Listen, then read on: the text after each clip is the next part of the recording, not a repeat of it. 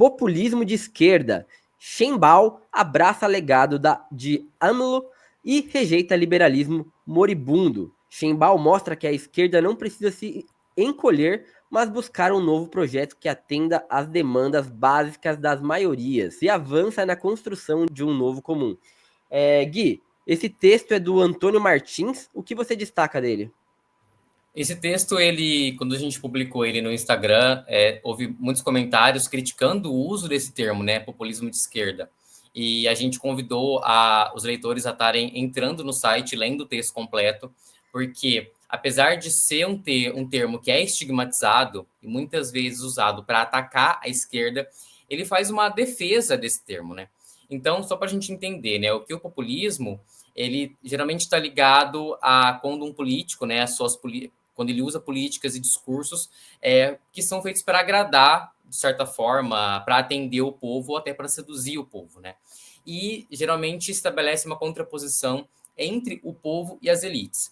O Trump, por exemplo, a gente já viu, tem textos que pontuam ele, enfim, classificam ele como um populista, ainda que as políticas dele, né, e o governo dele vá beneficiar bilionários, e não, de fato, a classe trabalhadora, que é explorada, né, os seus eleitores são explorados por esses bilionários que ele vai privilegiar.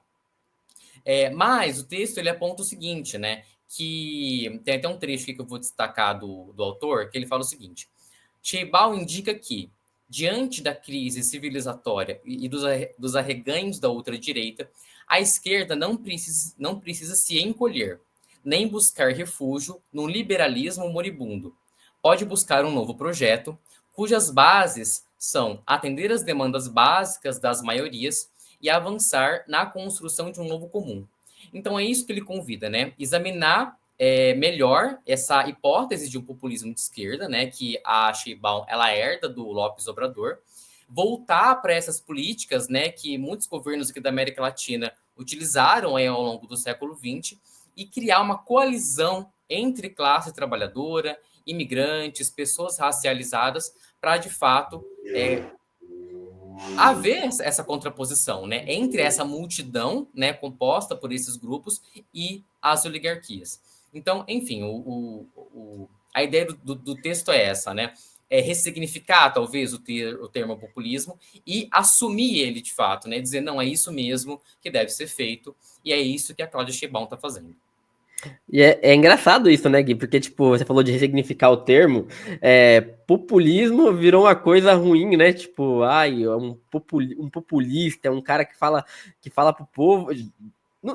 Eu não vejo muito sentido em demonizar essa palavra, mas, enfim, eu entendo tudo que passamos, governos populares, e aí eles colocam a suposta corrupção que eles são muito preocupados no meio, e aí vira todo esse suco de laranja meio de bagaço, né? Mas a Cláudia Sheinbaum, ela tem me chamado a atenção, Gui, principalmente nesses últimos tempos agora, pela forma com que ela enfrenta as coisas. Eu achei muito bom a forma como ela peitou as ameaças do Donald Trump com firmeza, ali, tipo, mostrando que ela é uma mulher forte, mas ao mesmo tempo sempre com um sorriso no rosto, assim, um bom humor, quase que uma chacota, sabe? Quase que zombando do Trump, o que, inclusive, tem deixado os americanos aí bem putos da vida, assim, e eu acho interessante essa forma de enfrentar. Ela, para quem não viu, ela pegou um mapa, inclusive, de como era a América Antiga ali e propôs, já que ele quer mudar o nome do Golfo do México, vamos mudar também aqui o nome dos Estados Unidos. E aí ela faz meio que uma chacota, mostrando o quanto isso é ridículo ali, né, Gui?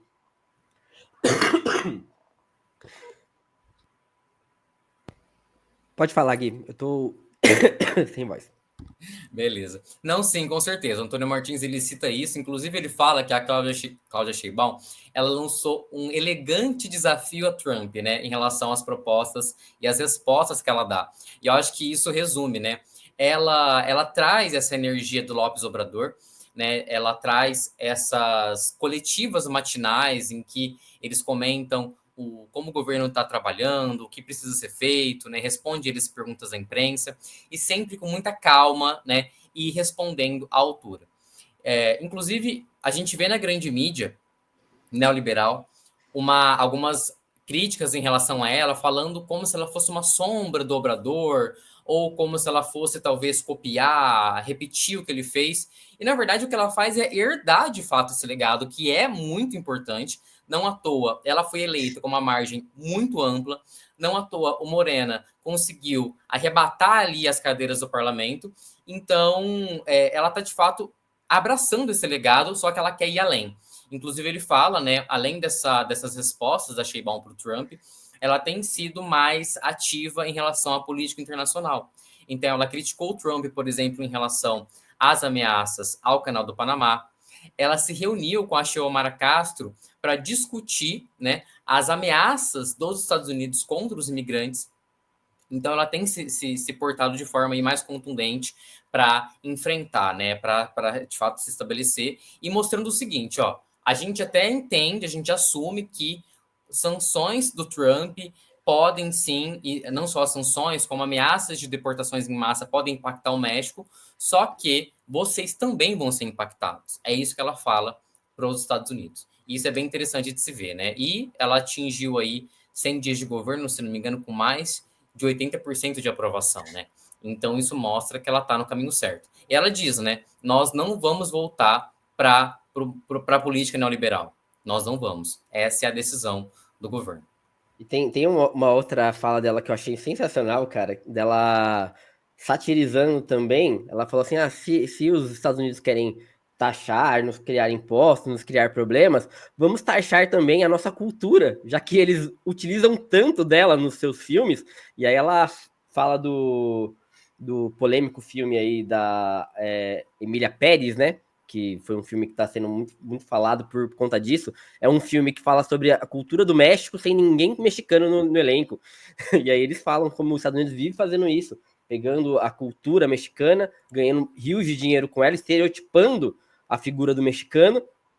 Ela até brinca que, tipo, tem lugares que ela vai no mundo que as pessoas ainda esperam que ela vá usar um chapéu e um bigode, porque acham que o mexicano é basicamente esse cara que os Estados Unidos desenhou e que o mundo vê assim, né? Através das lentes americanas. Gui, a gente falou aqui do Petro, né? Eu acho que ela tá muito recente ainda, 100 dias de governo, ainda dá para ela fazer muita merda, né? E queimar nossa língua. O Petro acho que tem tido uma ação a longo prazo, assim, mais consistente.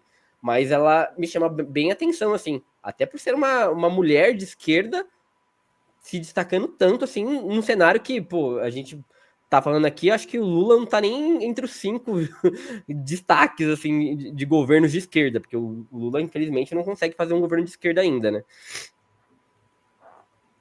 Se quiser girar, Gui, mais alguma coisa? Não, só ia comentar que sim, mas tem um ponto, inclusive, que o Antônio Martins ele cita no texto, que é o cenário lá no México, que é diferente em relação ao Brasil e aí é diferente em relação à Colômbia, né? Então, esse alcance, né, essa popularidade do Morena, inclusive ter ali a maioria das cadeiras do parlamento, isso tudo ajuda com que a Sheinbaum ela consiga levar as suas políticas à frente, ela consiga falar de forma mais contundente, de forma mais incisiva, sem o risco, por exemplo, que a gente tem aqui dentro do Brasil e tem na Colômbia, de um impeachment, né? O Petro, ele enfrenta tentativa de golpe toda semana. Hã? Tentativa de golpe toda semana, né? Toda semana, antes mesmo do governo, já havia articulações ali para, enfim, né, ou impedir a posse dele, ou de certa forma de roubar o governo dele. E aqui no Brasil a gente sabe também que isso está acontecendo há muito tempo. Então, são situações diferentes. Eu, sinceramente, quero acreditar que se nós tivéssemos maioria no parlamento, se a esquerda, o progressismo tivesse maioria no nosso parlamento aqui no Brasil, o governo Lula seria mais incisivo, faria mais políticas, né? Conseguiria aplicar ali o seu projeto de governo, mas por conta de não ter, realmente fica difícil. E a Sheinbaum, ela conseguiu, né? O Morena conseguiu, né? Ela traz esse legado do Lopes Obrador e com certeza, né, acredito eu, ela vai conseguir ir além e manter essa popularidade. Sabe que o Canabrava, acho que na última live, ele soltou uma frase que ficou na minha cabeça, que eu acho muito boa. Ele falou que a gente vive num parlamento de extorsão.